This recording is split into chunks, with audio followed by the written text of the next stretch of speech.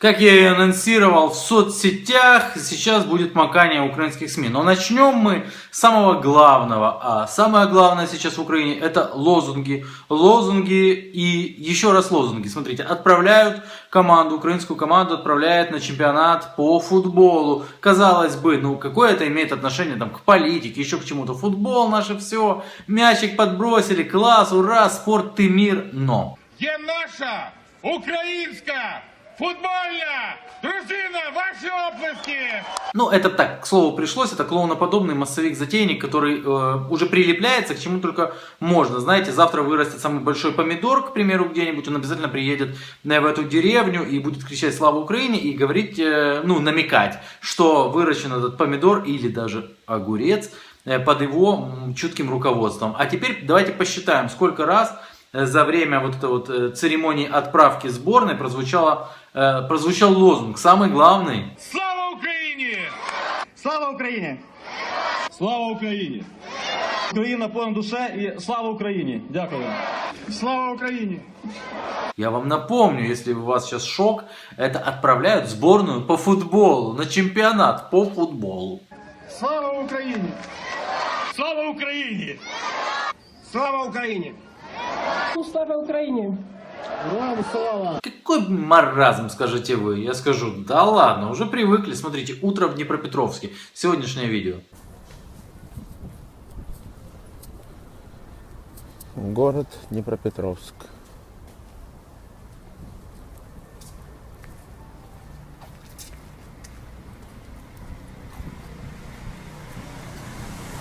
Слава, слава, слава, слава. Ну что, теперь начнем макать украинские СМИ. Новый канал. Смотрите, есть победа нормального человека, есть победа курильщика. Победа курильщика это когда победитель не радуется своей победе, а на 80% он просто радуется тому, что проиграл тот, кто проиграл. Это как раз таки про Евровидение. Не попускает. Про Лазарева. На красиву картинку і повелися глядачі конкурсу. Видовищне шоу вилилося росіянам більше, ніж у 50 тисяч євро. Джамала ж і без спецефектів підкорила Європу. Просто практически вышла в ситцевом платьице на пустую сцену Джамала, в отличие от Лазарева, который потратил 50 тысяч долларов. Это вообще страшно произнести, но давайте посмотрим, сколько же все-таки потратила Джамала. Номер Джамалы на Евровидение стоит порядка 100 тысяч долларов. Создатели спецэффектов говорят... Так, глава компании, которая разрабатывала визуальные эффекты номера Джамалы на Евровидении, Юрий Костенко, рассказал нам о секретах. И вот главный секрет. Воплощение такого номера стоит в пределах 100 тысяч долларов. Не получилось. Ну, пробуйте в следующий раз, не сдавайтесь. А вот это вот в конце меня порадовало. Показывают Кобзона. Кобзон з піснею 1945. Але тут проблемка. Цей артист у чорному списку. И закрывают его лицо. Уже принято замазывать лицо Кобзона? Ну, а вдруг какой-нибудь украинец увидит лицо Кобзона и влюбится в него? Ну, в общем, замазывать лица политиков это уже совсем-совсем близко к самым развитым странам мира. Я думаю, Европа близка как никогда. Но о близости к Европе мы еще в этом ролике побеседуем. Теперь опять про Евровидение, о том, как виноват Янукович. Усього на Євробачення у 5-му році за приблизними оцінками виділили майже 70 мільйонів гривень. Но эти 70 миллионов гривен, догадайтесь, кто разворовал? До речі, тоді організаційний комітет з підготовки Євробачення очолив Янукович. А після проведення Держфінінспекція не дорахувалась 36 мільйонів гривень. Вкрали половину. Янукович отвечал за это, значит Янукович и украл. 19 мая, интервью Юлии Владимировны Тимошенко. Я, як прем'єр-міністр, організовувала проведення Євробачення в 2005 році. Ой, як невдобно получилось. Знаєте, скільки воно коштувало? Інтересно, скільки? Пройшло воно просто прекрасно, красиво. Всі були задоволені країни. 68 мільйонів гривень з бюджету напряму. На Януковича можно повесить все, что хочешь, равно как и на Путина, к слову. И вот не шучу, смотрел последнее, самое смотрибельное шоу, или смотрибельное шоу в Украине, политическое шоу, и там всерьез, это не шутка, говорили, что в коррупции в Украине виноват Путин. Путин устроил так, что у нас коррупция. Украинская мода «Здобуває світ». Очередное «Здобули» на телеканале «Украина». Вишиванки, вінки, жупани. Українська мода здобуває світ. Неужели в очередной 158-й, 8565 раз украинские вышиванки покорили мир? Да ладно, перестаньте, не шутите. Серьезно? Повернення дизайнерів до національних та патріотичних мотивів на Заході оцінили. Вишивка та орнаменти швидко стали частиною так званого мас-маркету. На Западе смотрят за нами, постоянно следят за нашими тенденциями. Запад наблюдает за нами. Мы так интересны Западу. І якщо актриса Міла Куніс одягала плаття із вишивкою, лише згадавши, що вона родом із Чернівців, Задолбали уже. Я думаю, что Куниц просто уже нервный тик имеет. Потому что столько раз, сколько она уже говорила, уже прямым текстом, она по-русски говорит, она уже прямым текстом говорила: отстаньте, я не ассоциирую себя с этим государством, да. Она уже это говорила прямым текстом. Чего вы к ней пристебались, как банный лист? Теперь займемся тем, что на ней. Вот она. И вот она в этом платьичке. А теперь смотрите, какой показ интересный. Я что-то не понял. А почему не украинская музыка звучит? С украинскими вышиванками люди ходят. Что такое? А то такое, что это Дольче Габбана не имеет ничего общего к украинским вышиванкам. Дольче Габбана, они любят вот эти вот вещи, там, расшитые. Они вообще фанаты, там, Сицилии. У них постоянно такие вещи в коллекциях. Но если бы им кто-то сказал, что это имеет отношение к Украине, ну, они бы, знаете, удивились бы, хмыкнули бы так. Вот, тоже, смотрите, типично украинские сумки от Дольче Габбана. Все, это они следят за нашими тенденциями, я вам говорю. Все в вышиванках, сумки вышиваные.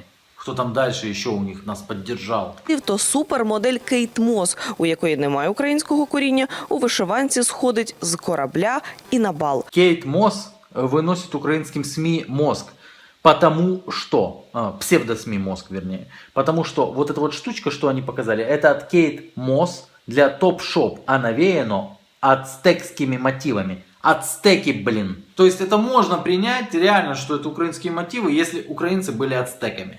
Кейт Мос для топ-шоп. Ага. Вот оно. Украиночка. А вы скажете, ты нечестно играешь. Там показали же, она была в двух вышиванках. В одной и в другой. Вот та вот точно українська.